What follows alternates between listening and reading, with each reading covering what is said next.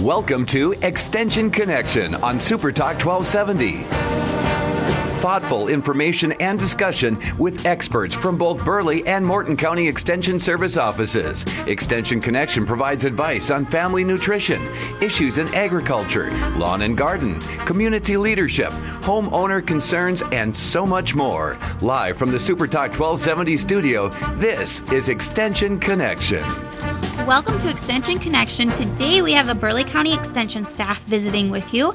My name is Ashley Stegman. I am the Ag and Natural Resource Agent. And actually this will be 2 months over in Burleigh County. So it's pretty exciting. It's a little milestone for me.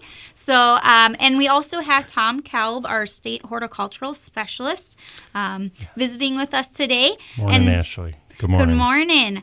And we're actually in full-fledged Garden Expo. You got it. Office. Here it is. So a lot of what we're going to be talking about is going to be on the Garden Expo. So if you have any questions about the Garden Expo, you have both Tom and myself here that you could call in and ask us any questions, and we can try to help you out if any type of information that you need. I will be touching on some other events that are ongoing and happening. I will briefly touch on our 4-H summer camps up in Washburn and some of the great renovations that are happening there. Also, I will just touch on a horse clinic that's going to be offered in Morton County over at the courthouse in Mandan.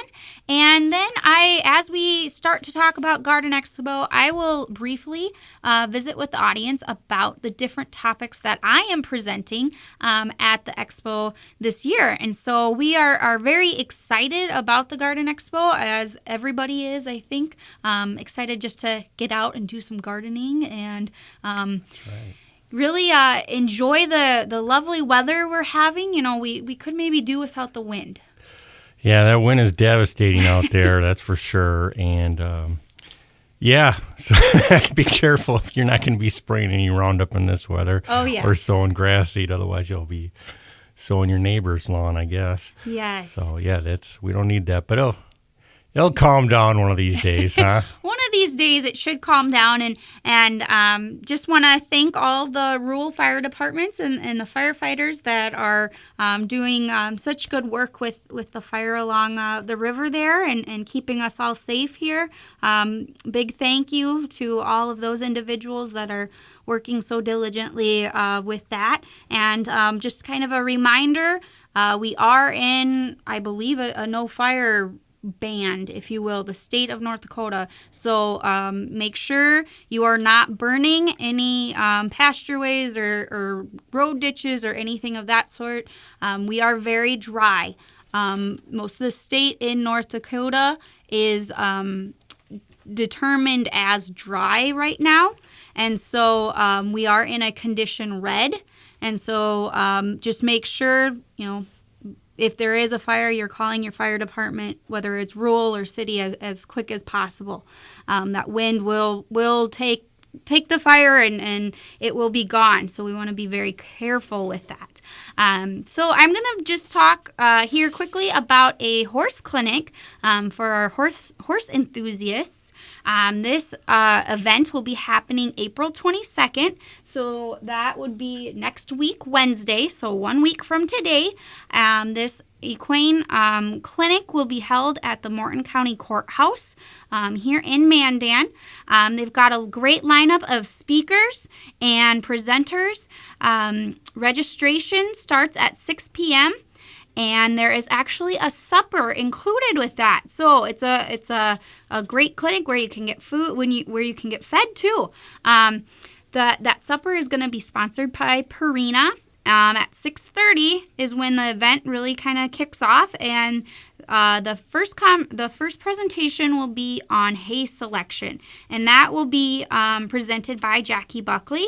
She will be talking about different types of hay and really making sure that you're buying quality hay for your horses. And making sure there's no mold in some of those brown bales that we're seeing and how to test your hay bales. And then at 6:50, we'll be talking about pasture management and weed control. Dr. Kevin Sedovic, who is originally from Mandan area, he will be talking about how to control those pesky weeds. And I know in our area, we are seeing a lot of leafy spurge out there in a lot of our pastures, and so he might have a really good insight on how to try to control that leafy spurge epidemic that's going on. At 7:20, they're going to be talking about equine nutrient management, and that will be done by Mary Berg, who is a specialist out of the Carrington Research Extension Center. And then last but not least, the keynote speaker will be Kenton Morgan. He is a equine technical service with Zotis, and he will be talking about some of those spring vaccination and deworming and what type of health management options that you have. So if you have any questions about this clinic, please contact Jackie Buckley at the Morton County Extension Office or myself. I can definitely get you some of this information.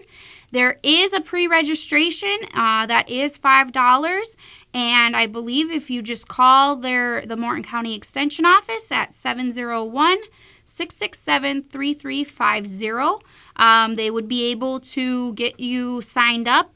Again, there was a $5 fee, and that would just help with the counting for the meals that they are planning. Again, this is open to both youth and adults. There's going to be some great information for horse enthusiasts. Again, April 22nd, Morton County Courthouse, in the basement, the commissioner's room, right here in Mandan. And so with that, if you are a horse enthusiast, I really encourage you to take the opportunity to get together with other horse enthusiasts and take part in this training. And with that, we are getting the signal that we need to take a break, but we will be right back after these messages. Right now, 59. Get the traffic and weather information you need anytime on Super Talk 1270 and online at supertalk1270.com. Welcome back to Extension Connection. Today, the Burleigh County Extension staff is visiting with you. My name is Ashley Stegman, the Ag and Natural Resource Agent, and we also have Tom Kelb, our State Horticulturalist Specialist. Today, I am going to briefly visit with the audience on 4-H camp. It's a very exciting time of year where we're amping up for our 4-H camp season up at the the camp up at Washburn, the North Dakota 4-H camp, and this year we have quite a great offering of different camps. We did open up registration. I believe that happened the beginning of April, and so we are getting a lot of kids registered for these different camps. You do not need to be a 4-H'er to attend these camps. So it's a great opportunity for youth of all ages and from all different organizations to be part of our 4-H camp up at Washburn. Some information on the camp at Washburn. Really exciting is that our camp is getting somewhat of a facelift. We are having a lot of renovations that are being done, along with the Johnsrud's building being built there. And so we're really excited for this upcoming camp season to get all the new digs figured out and just enjoy our time there. Work has started on the much needed upgrade at the North Dakota 4-H camp near Washburn. The upgrades include remodeling 3 cabins, a dining hall improvements, and also expanding some outdoor camp opportunities. And so this is improvements that are well needed. This camp is close to reaching its 50-year mark, and so this is a great time to do some of those wonderful renovations. Construction of a multipurpose 4-H center is another big project underway.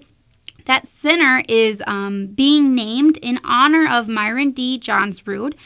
He was a NDSU Extension Service Director from 1974 to 1986, and he resides or is a native in Watford City.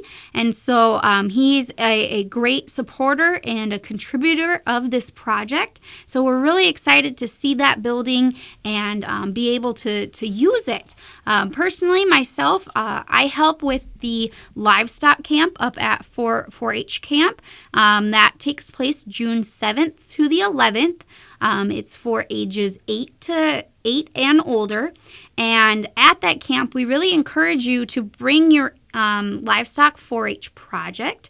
And so last year we had a number of individuals that came with their cattle, and we had sheep and we had goats. So we had a great group of youth to really work on some of their showmanship skills and just really diving into the livestock project area. There are numerous other camp programs going on. There's quite a few outdoor skills camp. Again, what's really popular are horse camps. So along with the livestock camp on June 7th through 11th, just starting to ride the Wish I Had a Horse camp, which is aimed for individuals that have not rode horse before. Kids that are 8 to 10 are welcome to register. I know that camp fills up very, very quickly. So if you are wanting to get in on that Wish I Had a Horse camp, make sure that you go online, www.ndsu.edu/4H camp. And there you will be able to find all the information about our camps and how to register. Also, I'm just going to repeat, you do not need to be a 4-H'er to attend 4-H camp. Along with Clover Camp later on in June, a outdoor skills camp, which goes on for quite a few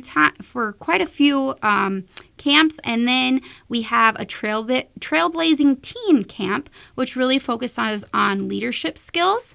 4-H adventure camp, and this year there's a couple new camps. One is You're the Chef boot camp and Twisted Fiber Arts camp. And so the Twisted Fiber Arts camp would be held August 2nd through the 6th. This is for ages 10 and older. While you're at camp, you will handcraft your way into a fun week learning about a wide variety of basic techniques in working with fibers, such as yarn, fabric, and thread. Try your hand at crocheting, knitting, felting, sewing, and quilting. Explore fabrics, supplies, and resources needed for each technique while experience the great outdoors. So I think that just sounds like a great fun camp to be involved with. Another camp that I wanted to highlight, because it is a new camp, is You're the Chef. And that's a boot camp. That will be July 26th to the 30th, ages 8 and older. Here's your chance to become a top-notch chef. From learning how to make sweet treats to outdoor cooking to exploring food dehydration, this camp is designed for the future chef inside you. It's your chance to become familiar with kitchen equipment, measuring, baking terms, judging food items, and be very prepared to bake and have fun. That's a camp that I think maybe I could benefit from. My husband will be the first to say, you're not the best cook in the house, and so maybe I should look into going to that. Well, if he's complaining, why doesn't he do the cooking? He does do the cooking. Okay, that's the thing. So you got a good thing going. What are you messing that around? Yeah, maybe I shouldn't rock the boat too much. Our agreement at our household is that he cooks and I clean up the kitchen. I do the dishes afterwards. That's fair. So, it is fair. Whatever works. Yeah. Another camp that is new this year that I wanted to touch on, because I've been working with the individuals that are putting on this camp, is actually the Beaks and Tails Small Animal Camp. So I will be at camp June 7th through the 11th for livestock camp. During the same time, there's going to be a small animal camp. And so if you are an individual that really enjoys your small animals, such as rabbits, poultry, dogs, cats, maybe gerbils, hamsters. This camp is right for you. Bring your 4-H small animals to camp with you. And so at this camp, you are encouraged to bring those small pets with you. Make sure you bring feed that you would need to feed them on a daily basis. You will develop skills in proper nutrition and animal health and grooming techniques, daily care of your animals, so you can be prepared to exhibit your animal at a small animal achievement day or at the fair. Learn the latest techniques for fitting and clipping each species. And I believe this camp is also the camp where you get to try a little woodworking out. They're actually going to be making some hutches for rabbits or small equipment that you can use with your small animal. So very, very exciting camp season ahead of us. Again, if you would like to register, please, you can check 4-H Camp out on Facebook just by checking North Dakota 4-H Camp, or you can check out the online registration, and through that, you can find all the listings of the different camps, the ages. There are fees with all camps. There are early bird fees, and then there's regular fees. So if you get in before, let me check here, the registration before May 20th, so we have about a month to go, you can get an early bird registration, which will save you about $30 to $40. So you want to make sure if you want to send your kids or your grandkids to a camp at 4-H Camp up at Washburn, that you get them registered before May 20th and save a little money. There are also scholarships available if you need assistance with the fees for camp. There are scholarships available. You would just need to contact your local extension office, and we could help you with those types of scholarships. Camps begin with check-in at 4 p.m., and then they will end, usually that's going to be 4 days later, and that will be at 11 a.m. And so just keep in mind that you'll drop your kids off in the afternoon and you pick them up in the mid-morning. So great opportunities up at 4-H Camp, and very excited about the new renovations. I know I stayed up there last year, and I think we had the hottest camp, and it's going to be great now that we have air conditioning. So it's all ready to go. It's a great improvement. Okay, I'm excited. Yes. And so with that, changing gears a little bit, we're going to be talking a lot about Garden Expo. And so this is my first year of participating or being a presenter at the Dakota Garden Expo.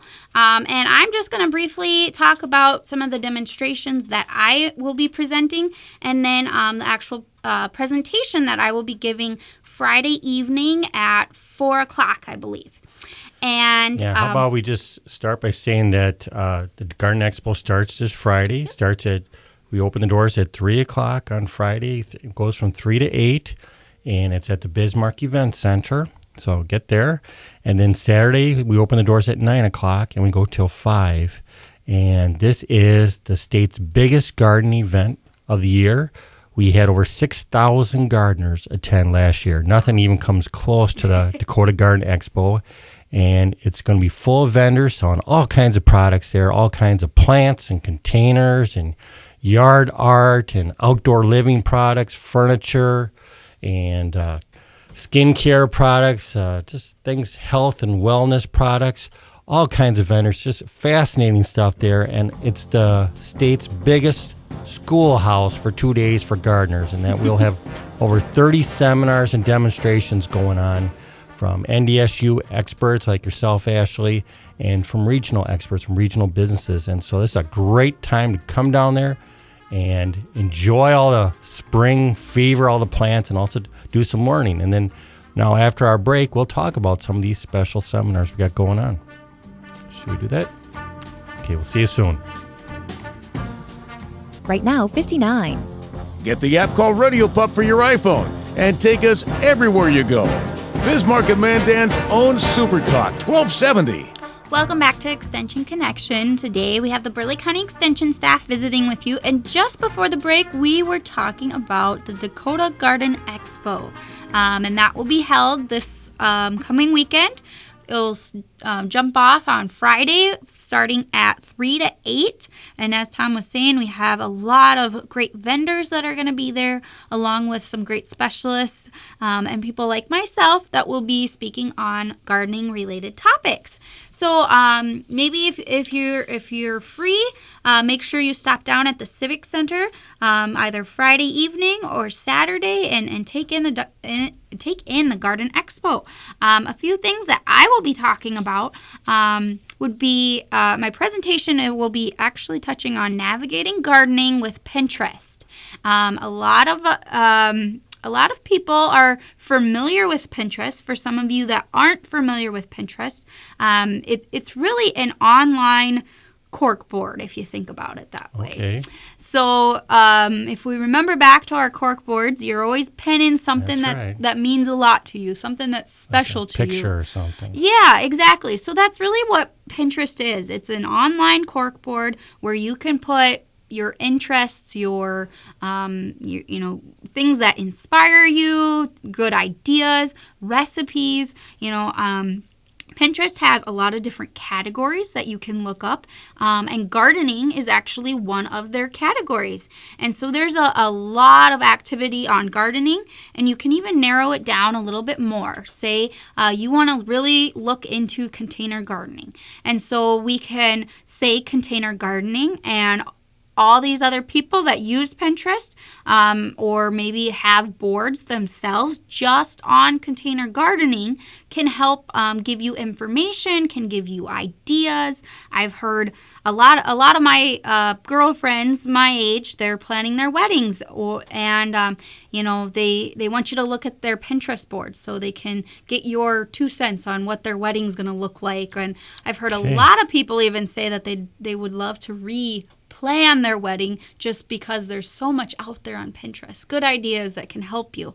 And so the same thing kind of with gardening. There's a lot of different topics, some trends that we're seeing on Pinterest that people are trying because of the popularity on Pinterest. A few of those gardening trends that I will touch on are pallet gardening. What's that? What's that? Okay, pallet. So a pallet. Just like we're moving merchandise on a pallet, Oh. it's that wooden pallet. And that kind of pallet. You see that, and they have the small spacey. They have the rungs on both sides of the pallet. On one of the sides that's going to be placed on the ground, you'll have to remove some of those rings or some of those boards underneath, and then you can plant your plants on the top side of the pallet. And you make sure you want to put your soil in just like you're doing a container, and then you can plant your seedling or your seeds in those. One thing that you really need to keep in mind, though, is you can't just pick any type of pallet. The pallets, there are heat-treated pallets and chemical-treated pallets. So if you think about having a bonfire and you throw in some wood in that bonfire, and some of that wood makes a crackling noise or there's a green glow from it, that means it's a chemically treated wood. And so you want to make sure that your pallet is not chemically treated. If you have a chemically treated pallet, some of that chemical can leach into the soil. It will hinder the growth and the production of your plants. So you can't just use any pallet you find. So sounds like a crazy trend. This sounds pretty ridiculous. So the idea is you got a pallet with slats. Yes. So you put the seeds in the slats. Yep. And then the wood boards shade the soil, keep it moist, and prevent weeds. Yes. Okay, sounds like just a garden hoe would do just as well. Yep. Or how about some straw? Hey, then I don't have to worry so much about poison chemicals in my slats. Exactly. So. But, and that's one of the instances of success or failure with Pinterest. A lot of people see it on Pinterest. And so, of course, even with internet, you see it online, you think, of course it's going to work. No, I There's don't. probably a reason why it's not working. And so you kind of have to think back to some of that. Okay, get me a better trend. Give me something that works. Okay, something something that is also popular, straw bale gardening. Yeah. I don't get that either. You don't get that either, okay? You put your plants in a bale of straw, Man, right? Pretty much, yes. And what whatever happens? happened to putting it in the soil? Well, yeah. Seems like there's more nutrition in soil than straw. What happens in that straw or in that straw bale? It will decompose, and so it stays hot. It stays warm, and so it can lengthen your growing season. Sounds good. That is a plus. One thing that is very essential that you need to know is your difference between a straw bale and a hay bale. Uh-oh. So straw bales, you're going to have that golden yellow color, and it is going to look like a straw. It will be hollow inside. Hay bale will be more green color, and you don't have that straw type structure. If you plant plants in a hay bale, you're going to have more weeds. You're going to have excess grass growth. Yep, sounds terrible. Because hay bales is just grass, cut and baled. Sometimes so with make seeds. sure you're picking out the Seeds. right type of bale. I know runnings you can pick up straw bales. So just make sure that they're golden and actual straw. Okay, I'll take the soil still. The soil, over okay. a straw bale. Okay, here's one that I think I think Got any maybe more of these New York City trends for us? edible landscaping. How about that Well, one? I like to eat vegetables and fruit, so it makes sense to me. Okay. All right. So I think maybe we've got Tom on board with this one. So edible I agree with landscaping this. is a great option if you have a very small yard and you want to still plant those veggies and you just don't feel like you have the room. You can really plant some of those vegetables right in with your landscape, and they really add a lot of texture and color, vibrance to a setting. And so it's a great option to really kind of just put a little more feature to your small yards. It Like can what? be very multifunctional. Like Swiss chard. Yes. Yes. Beautiful. It is that those Slightly gorgeous edible. colors on the bottom. There you go. That's great. Or Add great color love and purple basil, or yeah. lots of colorful veggies out there. Oh yes, and so just kind of a different thought of adding some of those vegetables in our landscaping. Yeah, it's a good idea. We need Yeah. to get some more vegetables in our lives. Yes, It's a good thing. Very true. And then a couple of the other just demonstrations that I'm going to talk on is starting our seeds indoor, really focusing on your temperature and when you can transplant them outside, and then your type of containers. What kind of containers can you use to start your seedlings indoor? And then, a lot of people think, well, I have to have a heat mat in order to be very successful to get those seeds to germinate. Help. It can help. Is it essential? No, you can probably make it work, but you might see a little bit more growth with a heat mat. Germination really helps because a lot of seeds need that little extra heat to get them going, especially if we're going to start a cucurbital like a watermelon or cucumber. So a heat mat's really help there. But once the seeds are germinated, then I'm with you. The heat mat really is not as essential. But if anybody's going to start seeds indoors, it's something they should go to your talk and get that information. And then that afternoon or the next day, they should start their seeds because we're right at the time where it takes about 6 weeks to get tomato seeds to a decent-sized garden. So if we start that around this time, that means we can set our tomato seedlings or transplants out at the end of May. So that would just work out just right. So that's a really timely talk. That's going to be a good one. Yeah. And then another thing, talking just about with starting your seeds, if you do need a fluorescent light fixture or some type of light to provide sufficient lighting for your seedlings, if it needs to be a fluorescent and how far away you should have it, how long you should have that light on for the seeds. So you're just teasing us with all this? You're not going to give us any answers now? Just teasing everybody? Really, you can leave that light on from 12 to 14 hours each day. It's important to get those seeds as they're germinating, getting enough light. I know from personal experience, I haven't ever used a fluorescent light, and it's probably something I need to look into. I have a big old bay window. We get lots of sun through it, so I just put all my seeds right in front there. They typically take off, but they probably could use a little bit more. Yeah, I think the key with fluorescence, the real concern is people think I got to have a grow light or something like that. But the key for starting seeds is light quantity, not quality. So, you want to get like you got a nice bright bay window. That's lots of quantity of lights.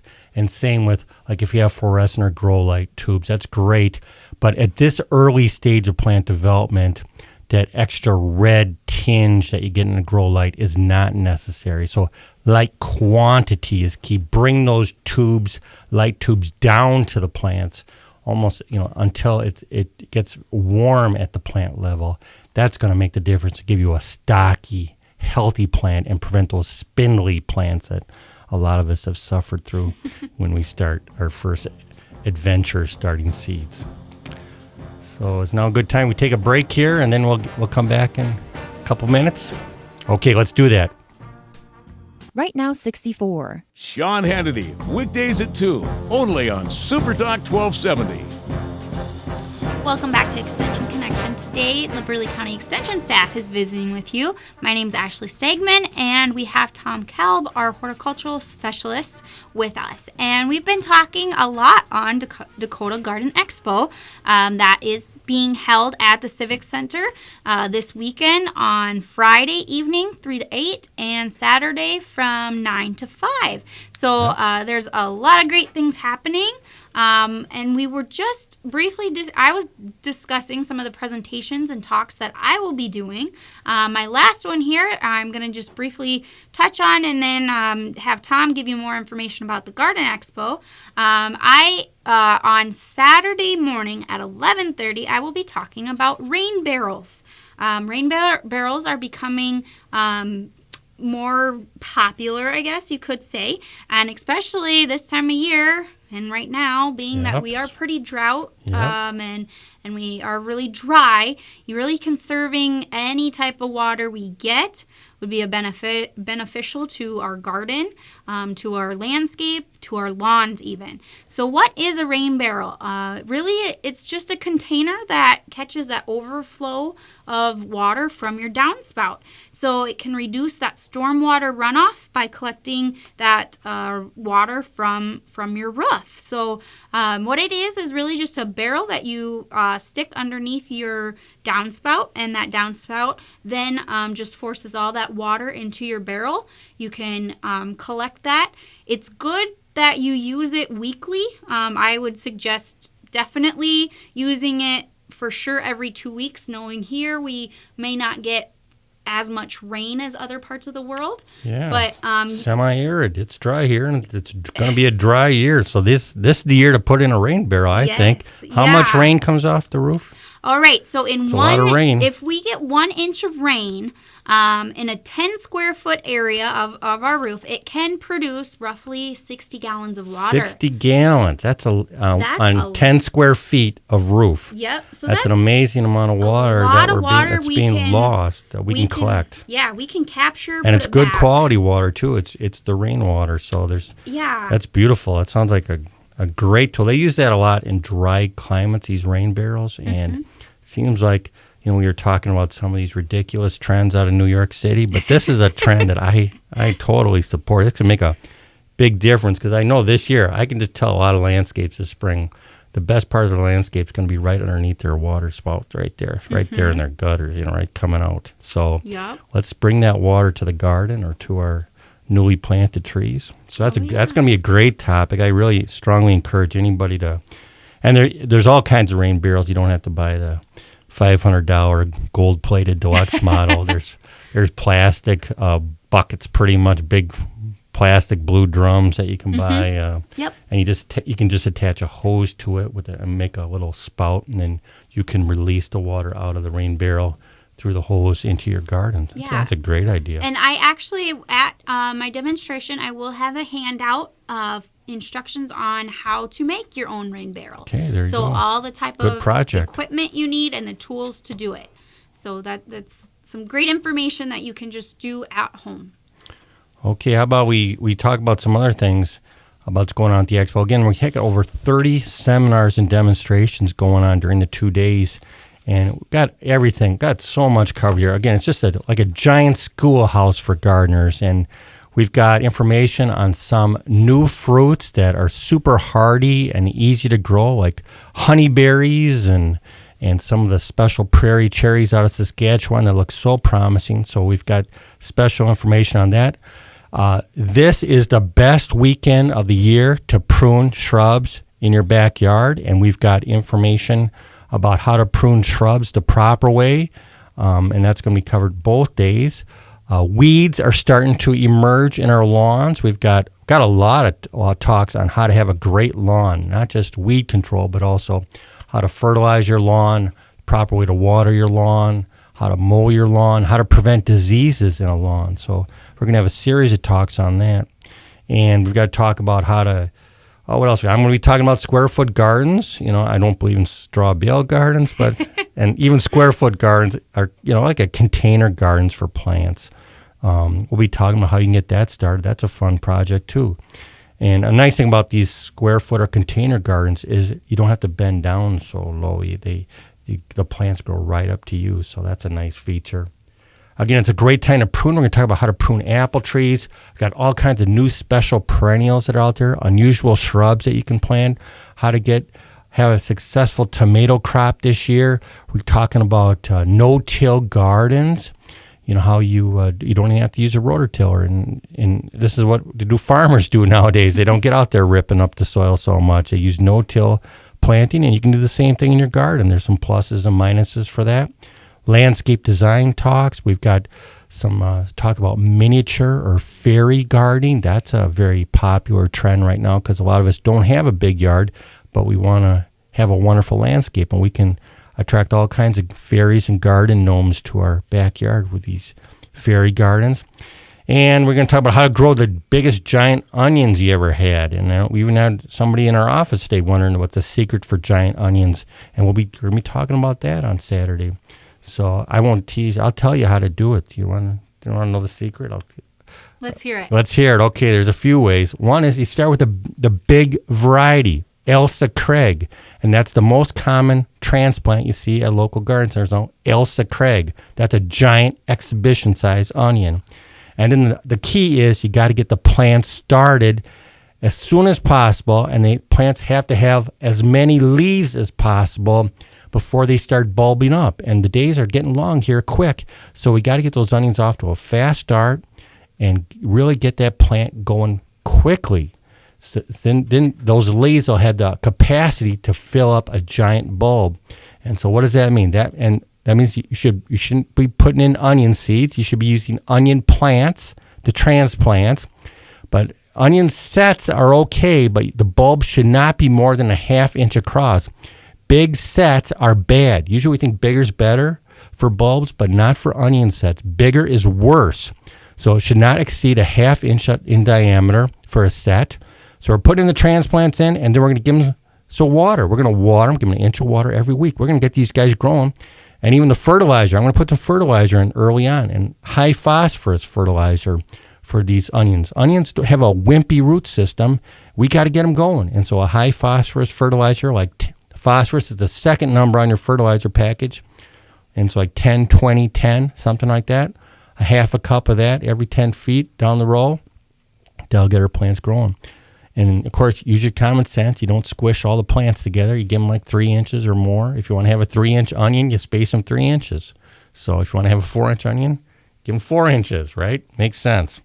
So that's my short summary of Harlene's talk coming up there. She'll give you some more wisdom, too, on that. But we'll talk about some of these home remedies going on. A lot of people, weeds are just starting to come up now, like quackgrass. I see that starting to green up now. Should I be spraying that? I hear now people think I should use vinegar and salt to control quackgrass. Well, that can kill the tops of the quackgrass, but it won't kill it down to the roots. And something like Roundup or glyphosate is more effective because it'll go down to the roots. And people don't realize this, but vinegar is more toxic to mammals than Roundup. So sometimes we think these home remedies are so safe, but they're not so safe. And hard to recommend table salt for weed control because there's so much darn salt already in our soil. We don't need to make our soil more salty. That's a bad thing. We're going to be talking about how to cook food, like how to take that garden produce, even something like zucchini that you just think you got too much of. We'll teach you how to stir fry that. And so that's going to be a fun presentation that's going to be going on, a demonstration going on Saturday morning. We're going to talk about a new bug that's come into our state called the Japanese beetle. The Japanese beetle is the most evil, destructive pest in the eastern USA, and it's right here on our doorstep. We found it in North Dakota here the last 3 years. So we'll alert it to the Japanese beetle, how to find it. It's a beautiful pest. It's about a big one, too, size of a pumpkin seed, golden green. But we'll teach you how to identify it and then how to trap it. Because one thing about Japanese beetle is that they're very susceptible to sex pheromones because they live a very short life and they're very busy here on Earth while they're the 4 weeks they live as an adult. So we can trap them. And there's actually a special North Dakota project going on where we're passing out 1,900 traps to gardeners and farmers. And if people would like to join us in that trapping effort so we can destroy the Japanese beetle before it gets established. It came to Bismarck in 2001, but it learned about our winters and it froze out. But now the last 3 years, it's been coming back on nursery stock, and it's time for us to really make a serious effort to destroy that beetle. Again, we got all kinds of stuff about fruits and grass and how to take care of soil, how to take a soil sample. So we got it all covered for you. So I really strongly encourage you to come out to the Garden Expo. You got a whole team of experts there. You can enjoy the vendors, just all the color, the life, and bring your gardening questions with you. We'll be happy to help you. So that's our session for today at the Extension Connection, and Morton County will be covering us next week. Okay, so for Ashley, this is Tom, and we'll see you later. See you in a couple weeks.